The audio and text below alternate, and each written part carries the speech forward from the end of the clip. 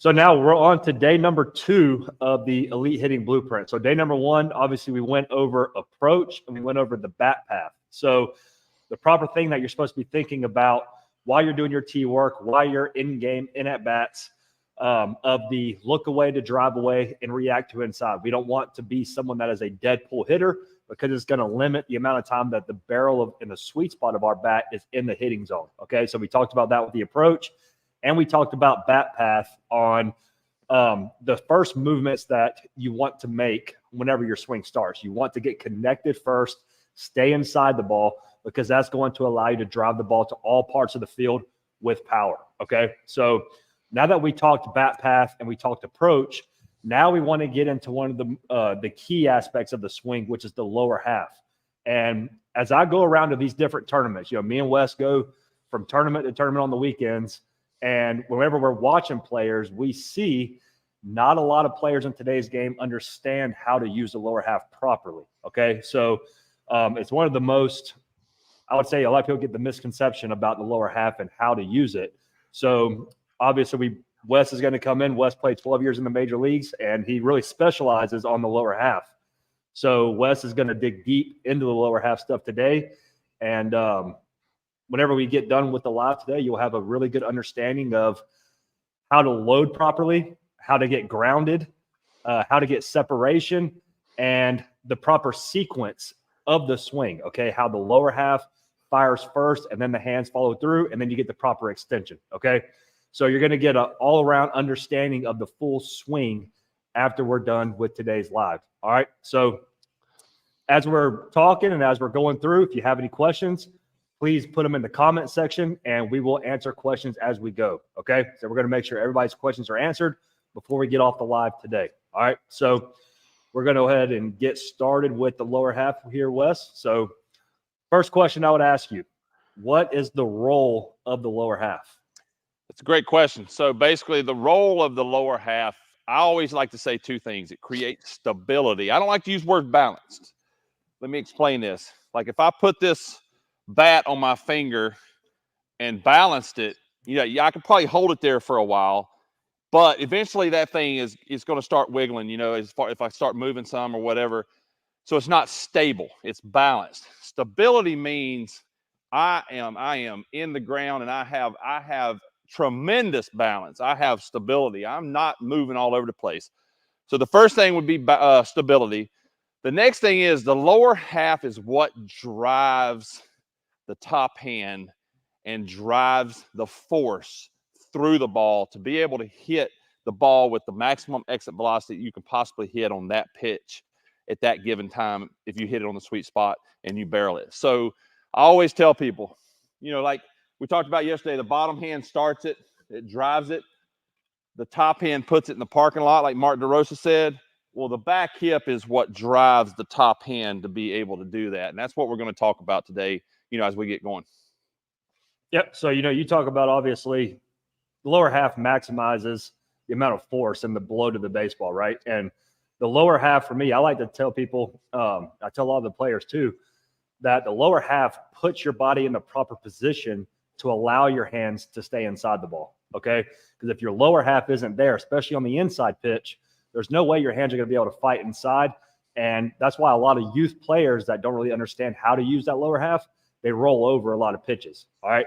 And what I mean by that is if I come right here with this tee, if I'm trying to hit this outside pitch right here, right? So if I'm hitting that outside pitch, my lower half doesn't have to rotate as much as on the inside pitch, okay? So whenever I'm hitting that outside pitch, I don't have to rotate as far to allow my hands to stay inside that ball, right? But this inside pitch, if I don't get enough rotation, say I get the same rotation as the outside pitch, well, now my hands can't fight inside that inside ball, right? They can't fight inside. So that move is going to force me to come out away from my body and come around that inside pitch as opposed to staying inside it and driving it to the left center field gap. All right. So a lot of players that don't really understand how to use that lower half properly, they roll over a lot to the third base side because they don't get the complete and full rotation to allow the hands to stay inside the ball, to drive it to the left center field gap. So basically, just to hit on what Trey said, so basically here's the way you got to look at it. If a player uses their lower half the right way, then it allows them to have perfect direction to the ball, no matter where the pitch is. It allows me to have direction the way I want to and not come off the ball. Because if we don't use our lower half the right way, the first thing we have to do is use more upper body, because that's what our bodies are used to. Our mind is not going to know how to function without a lower half working, so therefore it's going to tell our body when we swing, if I just stand straight up, I'm going to have to swing and I'm going to come out. But if I'm using my lower half, I can stay with direction north this way. I don't want direction east to west, okay? Rotation happens naturally. I don't want to force it. The back hip, being grounded, everything with the lower half is what allows our upper half to do what it's supposed to do. Even though we isolate bottom hand, we isolate top hand, we do isolation drills, and we do hand drills. Yeah, we have to do that to build that muscle memory, but the lower half is what allows all that to work when we're in the game facing, like I said, velo, spin, change of speeds, or whatever. I always use this terminology. If I built a house, am I going to build the roof first or go from roof to the foundation, or am I going to build the foundation first and go to the roof? A great built house has a strong foundation. That's what builds the strength of that house. So that's no different than sports, basketball, football, baseball, whatever sport you play, everything starts from the ground up. But people don't think about it that way. People think, I'm holding a bat in my hand, I'm just going to think upper body, or I'm holding a glove, I'm just going to think hands. That's not the way it works. It always starts with the feet and goes up. So that's what we're going to get into today. Yeah, so obviously a lot of players, they have the misconception of like kind of the proper sequence of the swing, especially a lot of youth players, and even me in high school. I would want to start with my hands before my lower half fired. And as you know now, you want that to be the opposite. You want the lower half to fire first, because that allows the hands to be in the proper position to deliver the blow to the baseball. So Wes, talk about the proper sequence of the swing first, and then we'll start going into step by step on how to do each part. Okay, so basically the proper sequence of a swing, I mean, you know, we want to load on time. Of course, every pitcher, we talked about it yesterday, every pitcher, you might load at break, you might load as they get to their front foot. If it's a slower pitcher, that could take forever talking about. But being on time is the first thing. What I mean is when we load, I want to start the movement so that I can get to the hitting position on time to be able to connect with that ball at the strongest contact point. I don't want to get beat. I don't want to get too far out front. So that being said, the proper sequence is when I load and separate and I get into my, I'm going to back up just a tad. When I get into my legs here, okay, I'm on the ground. The back knee and hip is what fires first, which then drives the hands. So it's not hands and hip together. It's not hands, then hip. I'm going to get to this position, my launch position. The back knee and the back hip drive, and it doesn't rotate. I'm not squashing the bug. I'm putting my force toward my front leg. I'm hitting against my front leg. I always use that term, hitting against my front side. I get my force going this way. That's called weight shift. No, that's not called coming forward. We are not coming forward because our front leg is allowing us to stay behind the ball. I'm not getting over my front side. I'm hitting against my front side. Even though I'm shifting my weight from my back hip, my knee, I'm shifting it, okay? There, the hip, knee, slightly before the hands. And as I get to that point, it gears my rotation to drive the top hand through the ball at contact and extension. When my back hip and my back knee drive toward my front foot, it actually is pushing my front foot into the ground. Yep. And that's the problem I see with so many hitters, especially high school down. They are not grounded when they swing. They're just spinning. They're basically firing and spinning like this. Their front foot is not going into the ground to create force, which two things are going to happen.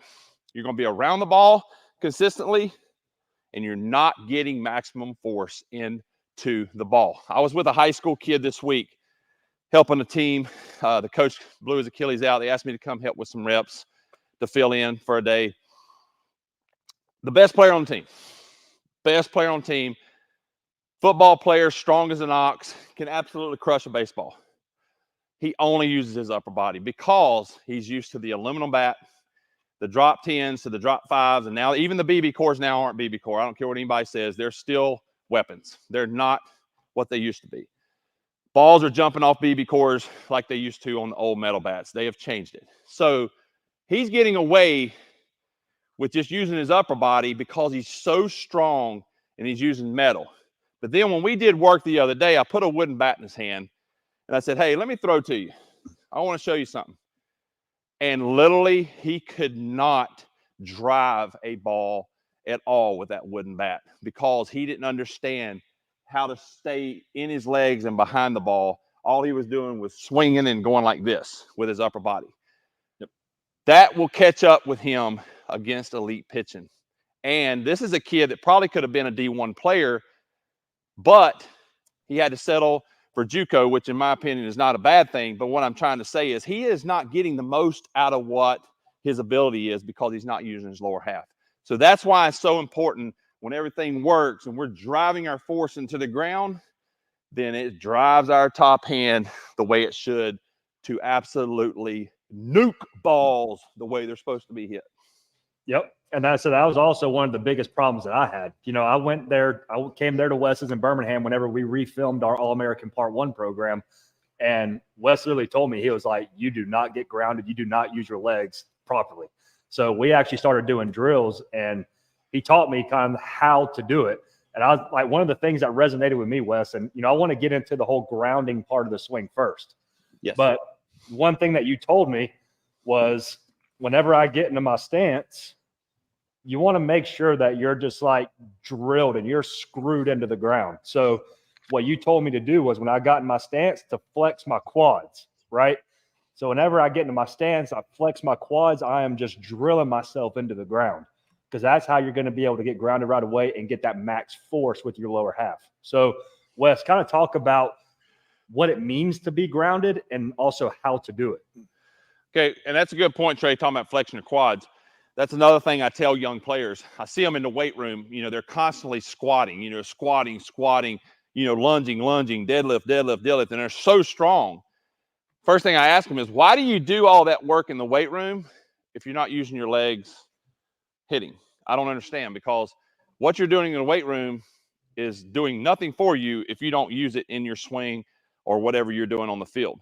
So I like to use that with kids. Like, wait a minute, we're training to get strong with our lower half, but we're not using it. So let's start thinking about that. So the biggest thing with the lower half is, you know, when we talk about it, I always tell people this. When my front foot hits, okay, I'm not going to land on my heel. No one strides and lands on their heel. Okay, if you stride and land on your heel, then we got to change something with, you know, separation and getting to the stride. But majority of all your players, you'll see at the lower levels especially, they're going to land on the ball of their foot. And what I tell players is when the back heel comes off the ground, the front heel drives through the ground. So it's like, if I'm back here, if you can see me, can you see me, Trey? I can see you. Okay. So if I'm back here, in my front foot, I'm on the ball of my foot, and I'm getting ready to fire, my back heel, when my my back knee, back hip drive, my front heel goes. Back heel up, front heel down. Back heel up, front heel down. What that does, it pushes the force into the ground with my front foot so I stay behind the ball. And when I drive this as hard as I can, like this, you see, I'm not coming over my front side. What that does, if you see a lot of kids, they push. When they drive their back leg, they push up. That's getting over their front leg. We want to get the front heel in the ground and drive our back hip, and our front foot is driving, literally going in the ground to where we can't move forward, and all of our force is going behind the baseball. That's how we hurt balls. That's how you will put the maximum force that your strength will allow you to hit a ball. For a smaller kid, Middle, big kid. That you need to be able to learn to get the most force into the ball, and that's how you do it. Yep. And you made a good point there, especially with youth players, is they always like to push off. Yes. We'll come right here. So they like to get in their load and then they push off of that back foot as opposed to driving with the inside part of their knee. I'll move right here. So whenever you load, you want all that tension to be on the inside part of your knee. And whenever your lower half starts, we're not pushing to get that weight transfer. We're driving from the inside part of this knee. So it's boom, it's the knee first. It's not pushing, it's the knee that drives towards the pitcher. So you see right there, do that again, Trey. Watch his, if I drew a straight line from his knee, okay, when he drives it down, boom, that direction would go from his knee to his front foot, knee to his front foot. It would not be up. It would not be straight. That knee is driving down to the front foot to be able to ground, and then the hip rotates. So it's a little bit of weight shift. All that does is get you grounded on the front side, gives you a strong front side. Then the rotation, the tight turn. I like to use the word tight turn, not rotation, because a tight turn means I'm staying connected. Rotation means this. I like to say tight turn because I'm turning with connection. I'm naturally rotating and with my tight turn to deliver the barrel. And that was good, Trey, because you want to see that line going down. I want to see, if you can see me back here, I want to see this motion, not that motion. I don't want to go up. And that's the key thing. Like I said, you want to make sure when you make that drive, think about it. Like whenever I used to do my drills, I'm thinking of driving from the inside part of my knee. Okay. We're not pushing. Like Frank used to always tell me, it's like you have an egg under your foot. You don't want to push off with your foot and crack that egg. You want to drive with the inside part of the knee, not the foot. Exactly. So, and that's the next thing that you also hit on was the rotation too, was you have to understand that the first move in the swing is the knee drive, and then the hip rotates. Okay. We're not just spinning off the ball and just rotating. You have to have that knee drive first to get that weight shift, to get that momentum going back through the ball. And then the hip is going to rotate, and then the hands are going to follow through. On line, on path, you're going to get that proper extension. All right. On that note, this will kind of clean up some questions I get asked. Is hitting linear or rotational? It's both. And it goes back to when I get here, it's linear when I start, and then it becomes rotational as my back hip delivers my barrel. And then once I get here, I'm linear again, and then I rotate out of it. So it's both. You have linear and rotational throughout the swing, and that's the proper way to be as direct as you can be to the ball, which we all want to do. And that's the thing is, I want to iterate this. A lot of people out there right now are teaching that with the rotation of the swing, they want you to rotate with your upper body. They want to rotate with the upper body because it's going to get the bat in the zone right away.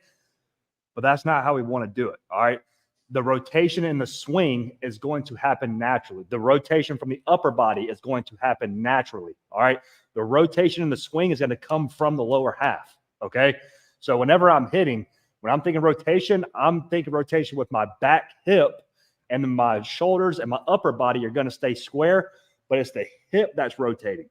My hip's rotating, not my upper body. Okay. I'm not pulling off with my upper body. I'm rotating with that back hip.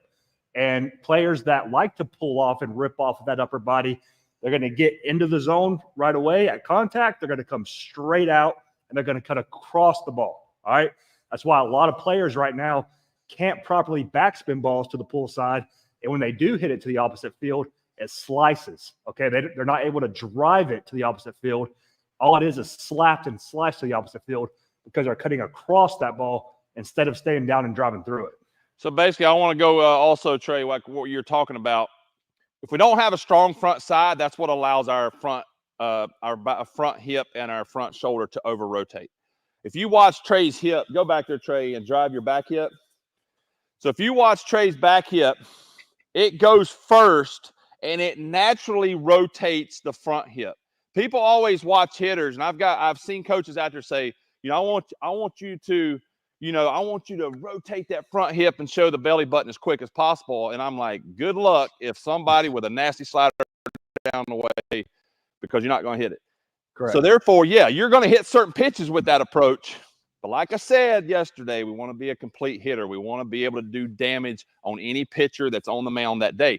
So remember this, the back hip, okay, if it's a strong front side, which is what we want, the back hip drives my top hand and it drives my front hip to open up naturally, because we are going to open up. We're going to open up and rotate. My shoulder and my elbow are going to come this way, but it's going to happen naturally. The back hip is what drives it. But if I let my front side do it before my hip, that's when I over rotate out of the swing. It's when I roll over balls. That's actually when I hit lazy flies balls to the opposite field, and I can't command the outer part of the plate consistently. Yep. And that's the thing is Frank always used to tell me there's no hips in the swing. There's one hip. It's the back hip. So like whenever I'm hitting, I always just focus on this back side, this back hip. I don't worry about this. The front hip just happens naturally. So whenever I start, I'm focusing back here, and that's where that rotation in the swing is going to come from, that back hip. All right, real quick, Sid asked, thanks, Sid. Any drills to help with driving the knee? That's what's inside our program. We redid our All-American Part 1 program to incorporate the lower half, because when it was originally done, it was mostly upper half, had some lower half drills, but we kind of went in and dug deeper into, all right, what's going to resonate with all ages from 6 years old all the way up to the pros if they do this program. So that's where I came in with Trey and was like, look, here's what we need to do.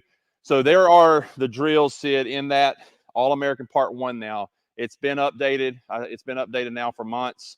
And that's what we recommend is everybody get in that program. It's 30 days. You get the coaching from CamWood. Like, get in there and, you know, upload videos into the app, upload videos on the Facebook group. The CamWood account will be giving you response and critiquing your swing and walking you through it. So that's what I recommend. Real quick, my son tends to sometimes roll over with his back foot sometimes instead of rotating the foot. Great question. His knee still drives properly, but he is losing power control. Okay, so here's the thing about that. When you do your back knee drive and your back hip properly, it all depends on mobility in the human. Some people have better mobility. Some people don't. Some people are going to have more force driven from their backside than others. That's just human nature. We can't all be at that elite level, but we can be the best we can be, which is going to take us as far as we can in this game. And what I tell people, if you got a kid that is rotating on that back foot, squishing the bug, and falls out of that, he's not hitting again, or she is not hitting against a strong front side. The strong front side, I'm telling you, a strong front side is one of the most important things in hitting.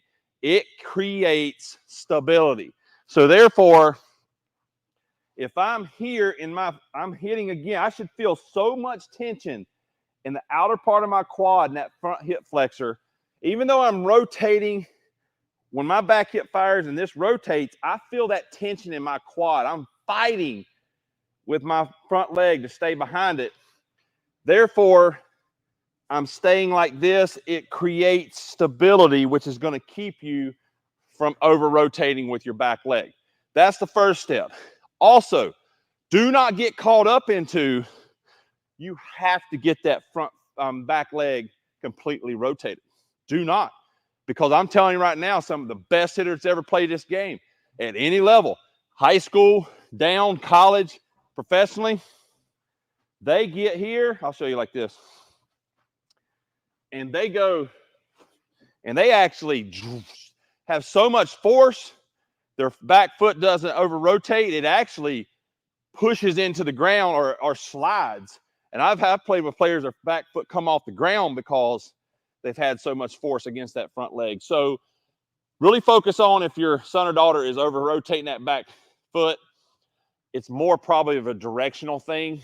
Just teach them that back knee drive, but also make sure they're grounded on that front side, because that's going to keep them from falling out of that rotation on their backside. Yep. So I know I had that problem too. Like whenever you worked with me, you know, whenever I landed, my front foot would land open. Right here, I'll come back here so you can see.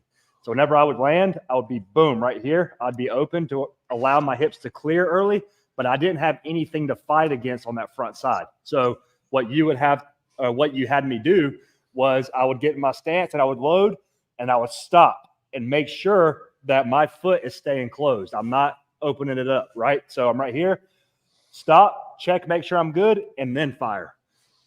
Yeah, bring it. Look, there's nothing wrong with breaking things down to an elementary level. I always use this term, dumb it down.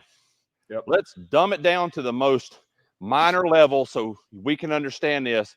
And loading and stopping, pausing, checking everything, firing from that position, everything we do is creating muscle memory in our mind. You got to understand, it's a habit. Everything we do is a habit. It becomes a habit, either good or bad. We do it the wrong way, bad habit. We do it the right way, good habit. That's everything in life, physical, mental, everything. Everything becomes a habit. So therefore, when we train off the tee, short toss, you have to really, really focus on the smallest detail, okay? Because I always tell kids, I want you to load, stride, stop, check, fire from there. Go from there. We're not doing any extra movement.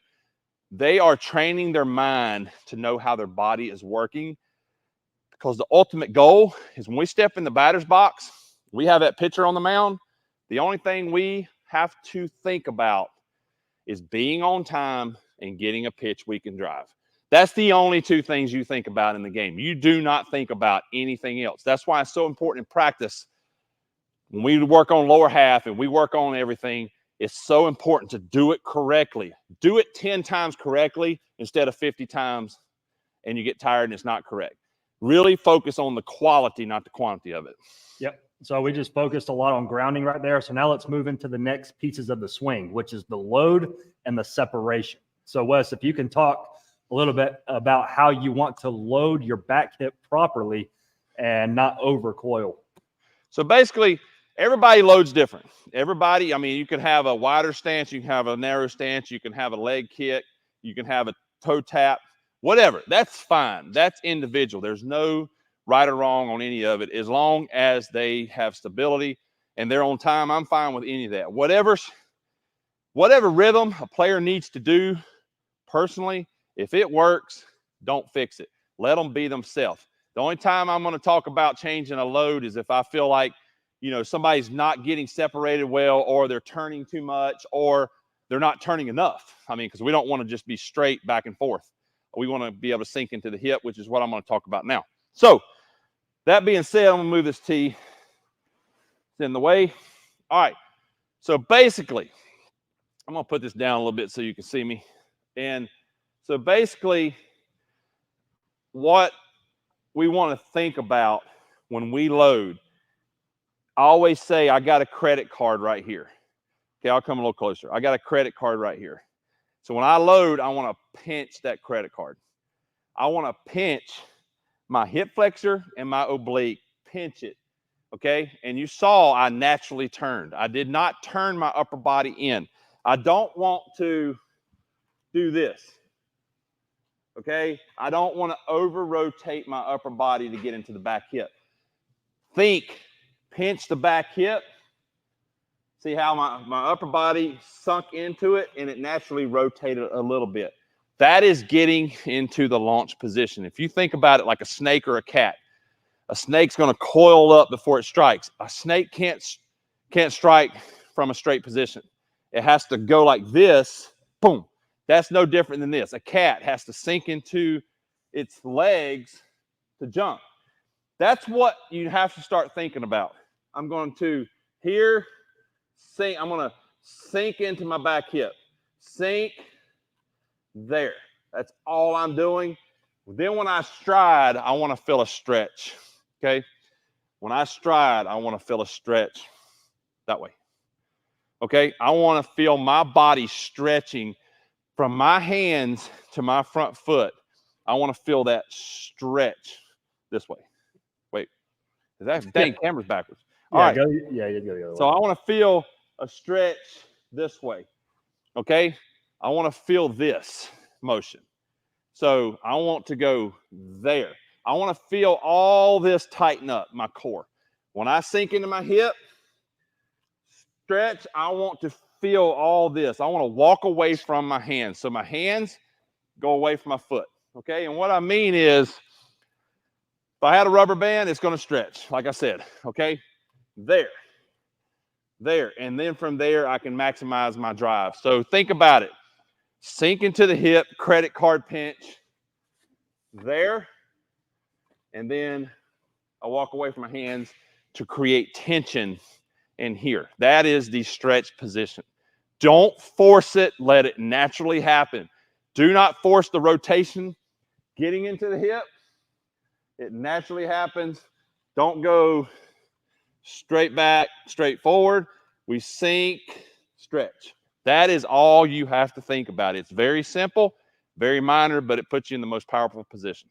Yep. And you talk about the separation part, and a lot of players try to force that separation, which is a no-no. Okay. Whenever you get in your stance, you don't want to push that arm back, right? Like you lock that lead elbow out. I see a lot of players do that. They force their hands back. But whenever I'm in my swing, like I said, I load with that lower half, and the separation for me starts whenever my hands go back. Whenever my foot goes forward, my hands stay back. That's what's going to create that separation for me and that tension that Wes is talking about. So I get in my stance, I load. So we load, and then boom, my Stop hand right there, Trey. All right, look at his knob. You see where his knob is? Okay, everybody's going to be different with this. You want to think also on your separation, even though we're talking about lower half. I always like to say this. You want to, his knob's pointing toward the catcher. Okay, now let me explain this. You cannot try to hit like big leaguers at a young age. You're not strong enough. You're not a physical specimen yet. You have to learn the fundamentals first. And as you get stronger, you can create your own way. Because I tell people that the first thing they say is, what about Ronald Acuna? I'm like, you're not Ronald Acuna, first of all. And second of all, Ronald Acuna stands here and he goes like this. He doesn't get the knob to the catcher. Well, guess what? He's an exception to the rule, guys and girls. He's an exception. He is strong. He has unbelievable body control. He has fast twitch muscles. He has so much power and force. He can drive into the ball. He has learned that over all those years of experience. High school down, we can't do that. I'm telling you, every hitter I've ever seen, when they get loaded and separated, if they're like this, the only way they can come out of that is over-rotate with their upper body or push, which we don't want to do. When I get knob to the catcher, I can work this way with the back leg and the back hip. So even though we're talking about lower half, that's an important rule to remember, because that allows the lower half to do what it's supposed to do, because it puts your hands in the right position so you don't over-rotate or push. Yep. So just a quick little recap here. All right. So first thing you want to do is make sure you get grounded. All right. Like Wes told me, make sure my quads are flexed and I'm drilling myself into the ground here. All right. And then the next step of that is going to be our load, right?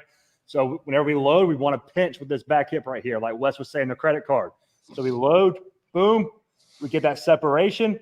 And then the very first move from here is the drive from the inside part of the knee. All right. Whenever I load, I should feel all that tension on the inside part of my leg. All right. I'm not going over. I'm feeling that tension right here. And whenever I start my drive, it's the knee first, that knee drives, and then the hips are going to rotate, and then the hands follow through the zone. All right. And as you see right there, my hands follow through, and that contact. From there, you want to learn how to get the proper extension. You want to stay on that path through extension. All right. A lot of players today, they get to that point of contact and they want to just rotate off of that ball and cut across it, as opposed to getting to that contact and staying through that ball. All right. So Wes, talk a little bit about extension. Once you get to the point of contact, how do you get the proper extension to drive the ball to all parts of the field with power? All right. So I like to use this terminology. In professional baseball, we always used to say it's easier to get to the big leagues. It's harder to stay there.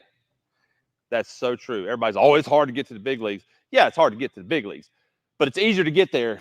It's harder to stay there. because the competition, the athletes, every day it's the best players on the field, and you got somebody in AAA trying to open your door. So, and push you out and all that. So staying in the big leagues is the hardest thing. I use that with extension.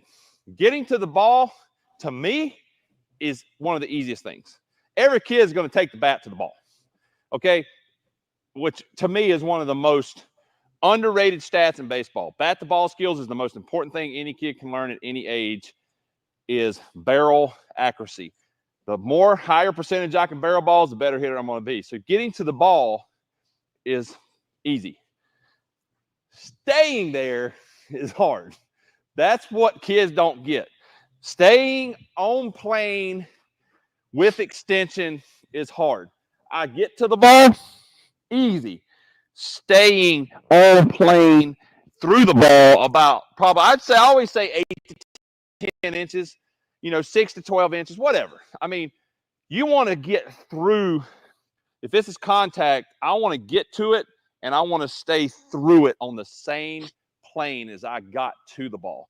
That is called extension. Extension is not away from your body. Extension is when I get to the ball, I'm going to stay right back where my most powerful position is, big part of the field. No matter if it's away, middle, in. My direction is going to be to it and through it. Use that word every stinking day. To it, through it. Inside. To it, through it. Okay? You don't want to get to a point where you get to the ball and come out of your swing. And I'm telling you, that's where the top hand is your best friend. The hip, back knee and hip drives the top hand. Okay, that's why we do bottom hand, top hand drills. The top hand staying palm up at contact, palm up to about, like I said, 6 to 12 inches, and then rotate out. That is your best friend, and that is probably one of the most highest percentage flaws of every amateur hitter, is they struggle with extension. But two things. Strong lower half helps with that, because hitting against that front side doesn't allow your front shoulder to come out too early, because I'm strong in my front side, so it's not allowing me to come out. But the top hand through the ball as far as you can, you will start to see a huge difference on how you drive the baseball with backspin to all parts of the field. Yep. And one of the big things with extension too is one of the reasons you want to get good extension, because if you get to that contact point, well, that's if your timing is absolutely perfect, right? Yes. That's if you just square up a ball 100%, boom, I'm right there. But what happens those other 90% of at bats whenever your timing is just off? If you're just a little bit out front, if you get the proper extension, well, now you're still able to catch that ball out front, okay? So that pitch that might be right down the middle that I normally, boom, I'm right back up the middle with it. If I have the proper extension and I'm a little bit full out front, well, now I'm catching that ball just a little bit more out front. I'm still barreling that, and that's going to left center instead of center field. And I'm still able to get that power and drive that pitch to left center field gap, even though I'm out front. That's a good point, Trey. Let me just tell y'all something. When I started working with Trey, I literally went home that night and told my wife, go buy a case of energy drinks, because this is going to take a long time. Like literally, and he was a good hitter. That's the thing I want everybody to understand. Parents, please understand this, please. And I tell high school kids this. I told a high school kid this last year that was a senior. I kept telling him, he was doing pretty much really good in high school. I said, if you don't change and listen to me, you will not hit in college. He was going to college. He's in college last year. He was in college. I'm sorry, 2 years ago I told him he was in college last year. And him and his parents just did not want to buy in. They didn't want to buy in because, he's having success in high school and he's having fun. And I get that. That's what it's all about. But when you have a chance to play as far as you can and keep going, there's certain things we have to focus on, because I know this. I faced the best pitchers every single day for 12 years. It was a battle every day. And I know what works. And I know what plays to be consistent. So I told the parents this, and I told the kid this. I said, look, don't take this the wrong way, but you're going to struggle when you get to college. And I want you to know that. When you leave here, you're going to struggle. So first of all, have the mindset to know how to handle that. He went and he hit like 110 in the fall at college. He calls me over the Christmas break. He goes, you're right, Wes. I said, I knew you'd call me. I wasn't going to call you. I knew you would call me because I've been friends with their parents forever. They love me to death. I knew they would call me. He called me, and I said, all right, you ready to work? He worked his tail off. This fall, he wound up hitting 410 in the fall. And he called me the other day, and I'm not lying. He called me almost crying. He's like, you were right. I said, I almost said his name. I said, I know it works. I know it works in the game. I don't care what works in high school. I don't care what works in the cage. You had a chance to play past high school. We got to train for that. Some high school kids don't have a chance to play past high school. Okay, let's let them have their fun and do their thing. You know, it's fine. We're going to continue to get them better. But when I see a kid that's already committed or a kid that's got a chance to get drafted, my mind immediately switches in. We got to do what it takes to get to play at the next level. Yep. And that's what I want y'all to understand with Trey. Trey was also always a great hitter. He had a great college career. He could mash. But he still had flaws. If he would have gotten drafted, he would have struggled. And that's the thing I wanted him to understand. Like, look, you still have flaws. And once we started working, he started realizing how his lower half was like, oh, my God, I can feel that. Well, finally, once he started getting it, and we have video of it because we did drills, he started absolutely murdering balls. I mean, and he's kind of crippled right now. He's got a bad back. He has, I mean, seriously, like he's older now, got a bad back and everything, and he was nuking balls. And I'm like, look, man, your lower half. If you got a lower half, everything else falls into place.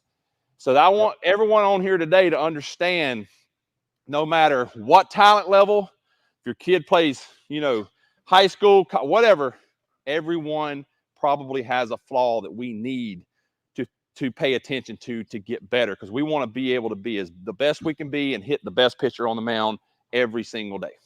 Yep, because I was like Wes just said there. You know, I went through my whole high school career, right? Or not high school, college career. I was an All-American in college and didn't use my lower half right. The reason I got to that point was because my hands were good. Like even Wes will say, I stay inside the ball. Like no matter, that was drilled into me from a very early, like whenever I first started working with Frank, it was stay inside the ball, stay inside the ball. So my hands were in a good position. I just didn't know how to maximize my lower half. And then once I went and worked with Wes, this was what, 4 months ago, whenever we did the lower half stuff. And like you were saying, I was crushing balls the moment that we started focusing on how to use that lower half the right way. So the lower half plays a very important part in the swing. And once you understand how to use it properly, it'll take you to that next step. Yes. All right. Real quick, just any question we have that talks about drills, we will. I mean, today we can't really go through all the drills. They're in our All-American program. I mean, literally get in the app. Like I said, we coach you through it, post videos. We help you. That's what it's all about. That's why we have the app, why we have our Facebook group, why we have our All-American programs. We want to develop your son or daughter. The other one right here, I wish this video was in the evening. This video is going to be available to be able to be replayed no matter when. Yep. So if you can't see it live right now, there's going to be it's going to be posted to be able to replay this whenever you can. Yep. And that's the other thing too. I also want to talk about one of the key components of extension is power. I say power, but it's hitting the ball a long way, right? Yeah. So those two things yeah, they go together. That's not the exact same thing. So the thing with the extension, if you get the proper extension, that is going to allow you to hit the ball further, okay? Because you're going to get that good drive, that proper backspin that's going to make that ball travel more. All right. One of the keys that Frank did with me was we would go to the field and he would have me hit off the tee, right? We just do regular tee work.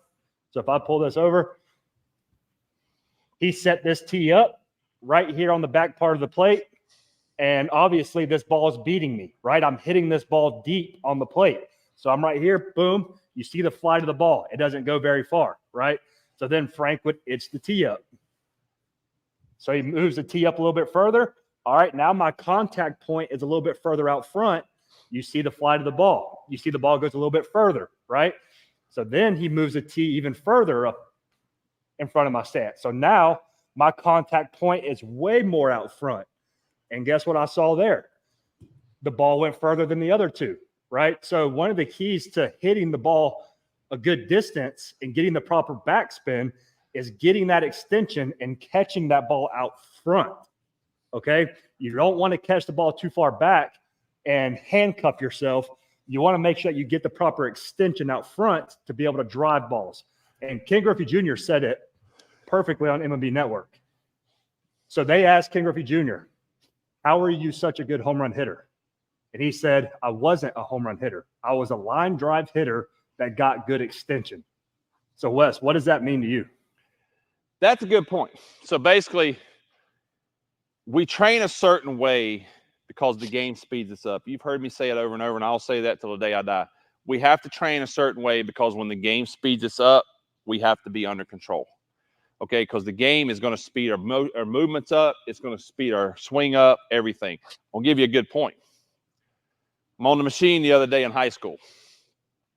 I had the little Marv balls that are softer because, I don't want to blow these kids up and their parents call me. So I got this thing like 94, which in high school you don't see that much.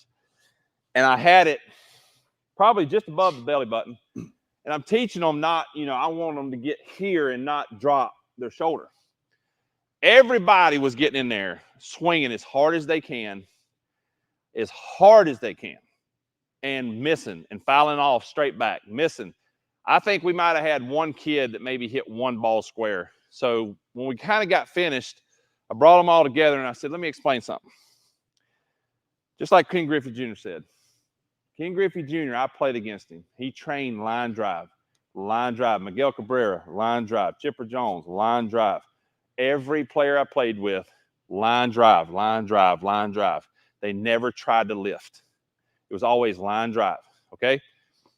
So I got these kids together. I said, you know why y'all were missing all these balls, right?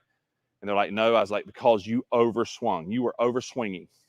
They're like, but it's 94. I got to get it going. I'm like, that's your problem. You're training to overswing in practice because you see 94 off the machine. When you get in the game, that's going to escalate 10 times more. Now you really have no chance. So I brought a little lefty in. I said, here's what I want you to do. I want you to act like you don't care. And I want you to just think, I'm getting into my legs, and I'm basically just going to play pepper right back off the back of the cage in the middle.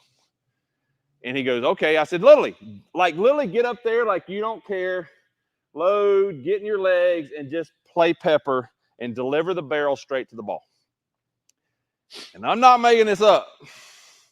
This little dude hit a ball to right center as a lefty that would have probably been about 400 feet in the game. Like, it absolutely was obliviated. Like, everybody was like, what in the world? I said, guys, down, do you get it?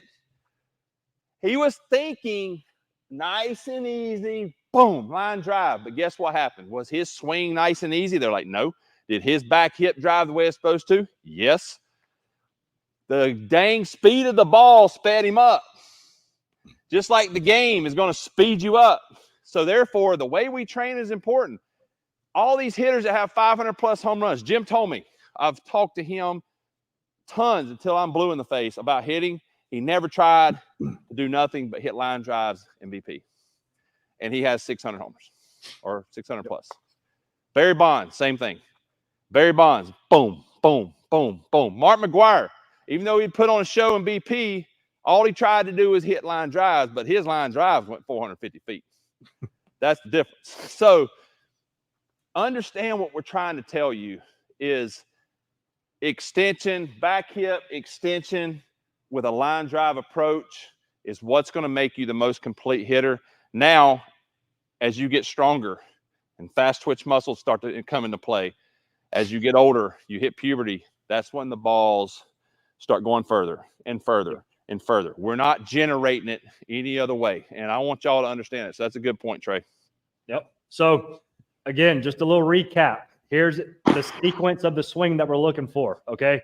So when we get into our stance here, we want to make sure we're grounded, drill into the ground. We load, boom, to get that separation.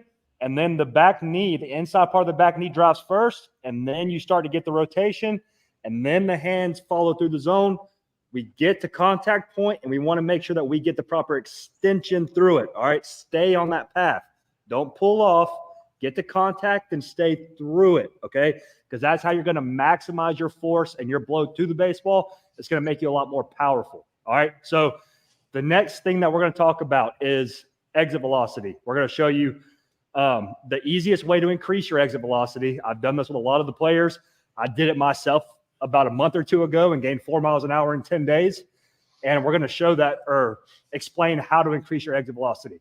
That's what everybody wants to do. But before we get into that, you know, Wes has so I'm sharing this right now. Hold on real quick. Go ahead and get to where you're going, Trey. Let's see.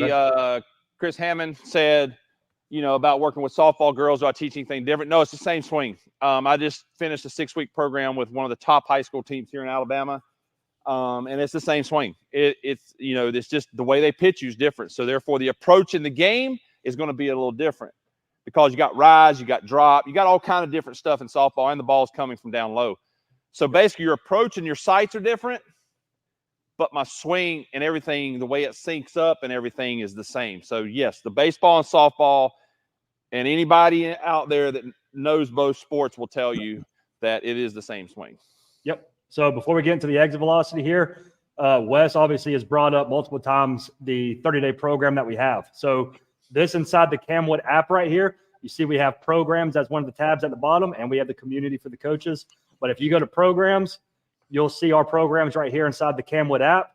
And if you have access to the All-American program, you click on that right there, and you see the full 30-day plan right here. Okay, day 1 all the way through day 30.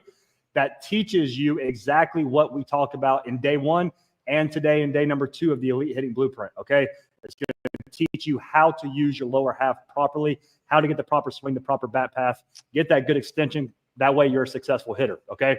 And one of the things that we're doing right now with the Black Friday deals that we are running, if you come right here, you see you can get this All-American 30-day program in a package.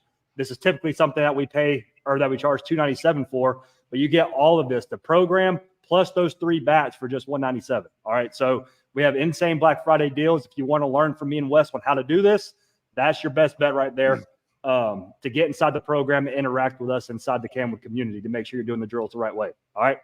So now I'm going to get back out of here. Reiterate that. I want everybody to understand the whole point of you getting the program is not only for you to have the program and the drills and the proper routine for 30 days or whatever, 60 days and however long it goes.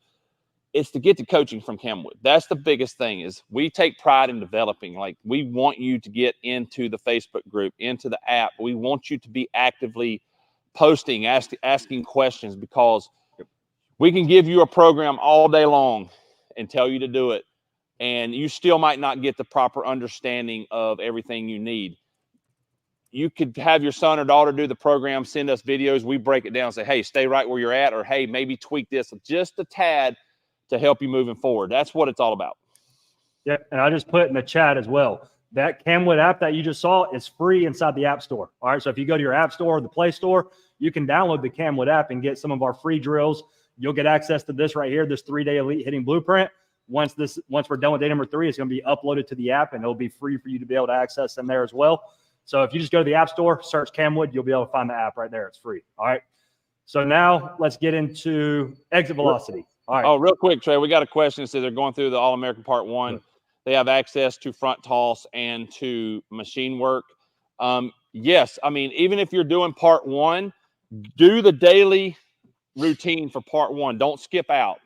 But then, like, if you do want to add some short toss to take regular swings or machine work to take regular, that's fine. Yeah, I mean, the more we do, the better. So but make sure you do everything in that Part 1, the amount of drills off the tee for that given day. Then Part 2 is actually with the ball moving. That's when you get into the front toss and the BP. That's the thing. Part 1's all tee work because we're teaching you the proper sequence. We're teaching you how to have that proper bat path, how to use your lower half the right way. And whenever the ball starts moving, that's another component to the swing that just kind of throws everything off, right? So we use the tee in Part 1 to make sure the ball's not moving, so our timing is perfect every swing, to make sure that we can just focus on our mechanics first, all right? And then once we get consistent off the tee, you want to transition into a moving ball, which is the part 2 is all about that. So part 1 is tee work, fixing those mechanics and teaching the proper way to swing. And then part 2 is, okay, let's start introducing that moving ball and also doing inside, outside, back up the middle. It's not just outside work like part 1 is. All right. So exit velocity, Wes. Obviously, everybody right now, that's all they're enamored with. That's all they want to see. They want to see that radar gun if they're a pitcher. They want to see exit velocity numbers if they're a hitter, right? So for you, what is the number 1 way to increase exit velocity? First of all, let me say this. Exit velocity has been around since baseball or softball has been created. It has not something new. So we just have the technology now to show it more, like on TV and, computers and all that. But it's been around for everybody. Everybody that's ever played this game wants to hit the ball as hard as they can. That hasn't changed. So going back to your question, Trey, what was your question as far as like what's the number 1 way to do it? What's the number 1 way? So say I'm a new player. I've never seen you a day before in my life. I come to you and I say, I want to maximize my exit velocity in 14 days. What do? What drill do you do? Overload, underload, which means I'm going to use a heavier bat, which you see right here, the CamWood Hands and Speed Trainer. And then I'm going to use my game bat as the underload. So basically, now we can dig into doing a lighter bat than our game bat. But for me personally, like, especially for hitters that hadn't really like fine-tuned their mechanics yet, you don't want to throw too much at them. I always like to keep the game bat in their hand when we're doing a lot of drills other than the CamWood Hands and Speed Training, when we're really trying to focus on bat path, getting connected, or gaining strength and hand speed. That being said, overload, this is a +12. Our +6 is our youth models, but this is our overload. So I will always recommend, all right, we're doing a certain amount of swings with a heavy bat. All right, certain amount of swings with our game bat. We go 2 and 2, 2 and 2. What that does, it trains our body to feel the weight. Because here's the thing. Go in the weight room. All right, say our game bat is 100 pounds on a squat rack. And I continue just to go 100 pounds, 100 pounds, 100 pounds, 100 pounds. And I do that for a year. I'm going to get in shape, but I'm not going to get much stronger. Okay, I'm going to get a little bit stronger, not much. I start throwing weight on that bar. And I start doing 120, 140, 150, 160. And I go here. I do drop sets. I go heavy, light, heavy, light. You are going to get really strong. That's no different in swinging a bat. We put this extra weight in our hands, which all of our weight is right above the hands to the knob, which means we can swing this +12 like it's a normal bat, but we're getting the results and the benefits of an overload. You put this in your hands, now it's like loading that squat bar. I'm going to get stronger. But the way this is designed, I'm able to swing a heavy bat fast. Because you got to understand this. If I train slow, I'm going to be slow. If I train fast, I'm going to be fast. So we still want to be able to swing the overload fast, or we're actually training ourselves to be slow. That's why this bat's so much better than a +12 game bat, because all the weight's going to be from here down. Kids can't swing it fast, and it's going to lag through the zone. We want to be able to get that thing through the zone quick, so you're getting the strength benefits. Now put the game bat, and it's really fast. You do that over time, 2 and 2, 2 and 2, 2 and 2, and a lot of reps. Your bat speed, which I do talk about, is going to increase, which is going to relate to or resonate with getting exit velocity increases. That's the number 1 way to do it, combined with a really good strength and conditioning program as you get older, which is also inside of our subscription with Chris Kiewit. Oh my God, how amazing is he to get kids stronger and faster? You combine a really good strength and conditioning program along with overload, underload. I will put a lot of money on every kid that ever does that is going to have a pretty good jump in their X velocity. Well, 100%. And that's the thing, that drill that you just talked about is overload, underload, right? That's why during the overload, we use the CamWood Hands and Speed Trainer.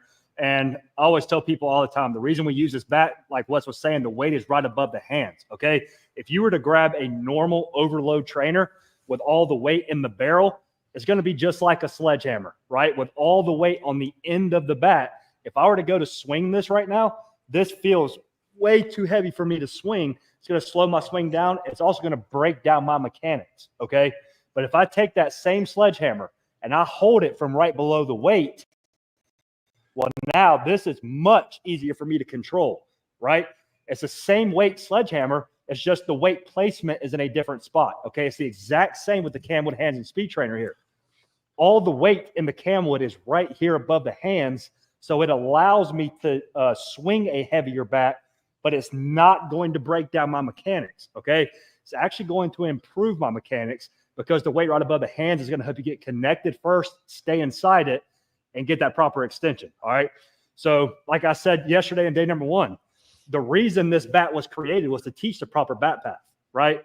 But since it is a heavier trainer, the bat speed, the exit velocity increases, is just icing on the cake, all right? So, hey, I want to tell you something real quick. And this goes back, of course, Coach blew his Achilles out. I'm helping with the hitting a little bit. They have some bats in there. I won't name the company, but it's an end-loaded, a middle-loaded, and a hand-loaded. And they have been doing that.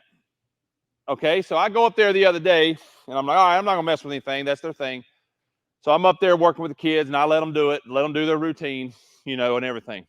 Well, I go back up there Tuesday, say, hey, we're going to change this up. I was like, I might get in trouble for this, but here's what I'm going to do. We're going to take out the end-loaded bat and throw it away. We're only going to use the CamWood for the heavy, and we're going to use the really light one for the underload. Okay, so we did CamWood for the heavy because their heavy was end-loaded, and we did the really light one for the underload. And they asked me why, and one of the kids goes, well, why are we doing that, Coach West? And I'm like, well, here's the reason why. I watched y'all do it the other day. I'm not black and white. I always am searching for better ways to do things with kids because these kids today are different. They're built different. Their minds are different. Their personalities are different. So I'm not black and white. I want to learn what resonates with them.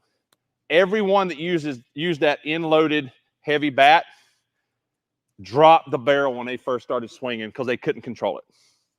Every single one of them, even the most strongest kid on the team, the kid that's going to play in college, the football quarterback, couldn't control that end-loaded bat. So I explained it to him. I said, every ball y'all are hitting was pop up, pop up, pop up, pop up. And you got the lighter bat and y'all were nuking balls to the back. What does that tell you?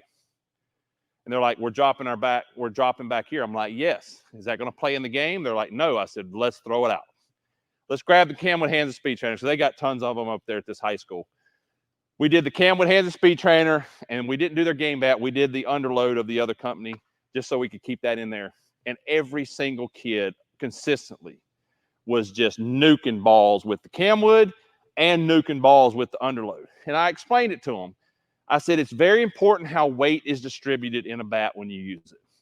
That's why some players like an end-loaded bat. Some players like a balanced bat. Every player's different. Some kids, if they try to swing an end-loaded game bat, they're going to drop. They can't control it. They need to go to a balanced bat. There's no different in your training. When we train, we got to be able to control the barrel.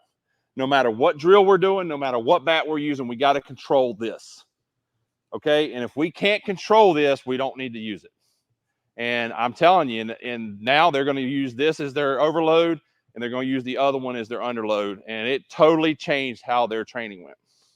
Yep. Like I said, that the overload underload is very powerful. Like you were saying, I prefer to use an actual game bat for my underload because whenever, like say you use like a fungo or something like that.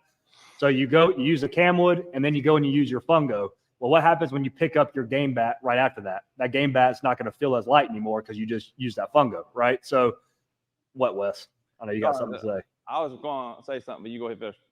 But anyways, so whenever we do this drill, I use my CamWood as my overload. I use an actual game bat as my underload. So whenever I actually do get into a game situation, that is what I'm already quick with, right? That's what I already have confidence with. Because I know as a hitter, whenever you go up to the plate, you want that bat to feel light. You want to feel like you can easily get it to the zone. It's going to give you that little extra bit of confidence. If you get on deck and you swing your bat and you don't hear that whooshing sound of you swinging, that might play with you mentally a little bit. You're like, man, I'm not swinging the bat as quick today. But you do the drills, you get used to swinging your actual game bat, that feels light as a feather because you're training with the hands and speed trainer first. It's just going to give you a little bit extra added confidence at the plate as well. That being said, that's why there's no right or wrong to anything, but you have to know the individual. Every hitter I work with, I probably do something totally different with everyone because I get to know the person. There's no cookie cutter way. There's principles, there's fundamentals. Yes, that's across the board. But like I would use a fungo tray only if it's probably a kid that doesn't have very good fast twitch muscles and has a really slow swing even with their game bat. Yeah, I've always put a fungo in their hand or whatever, just so they can really let it go. Like they're training their body to work fast. Even though they do get their game bat and it feels heavier, I'm trying to get their mind and body to understand quick.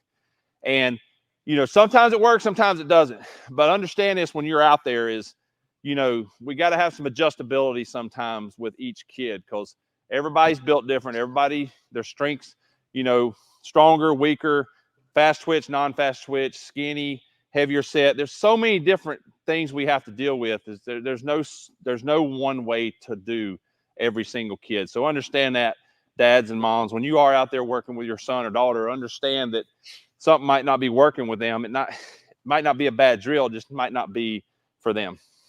Yep. So we've been going for about an hour, 10 minutes now. So that's going to be the end of the content for day number 2. Yeah. So as you know, day 2, all about lower half, teaching the proper sequence of the swing, how to get the proper extension, how to increase your exit velocities. Because obviously, if you have the proper sequence and you have the proper swing, your exit velocities are going to increase as well, right? So, and like we mentioned already before, we do have the All-American 30-day program where you can learn from Wes and I. That gives you the full daily structure, day 1 through day 30, to teach you what we just went over today, right? It's to teach you how to use your lower half properly and how to have the proper sequence in your swing.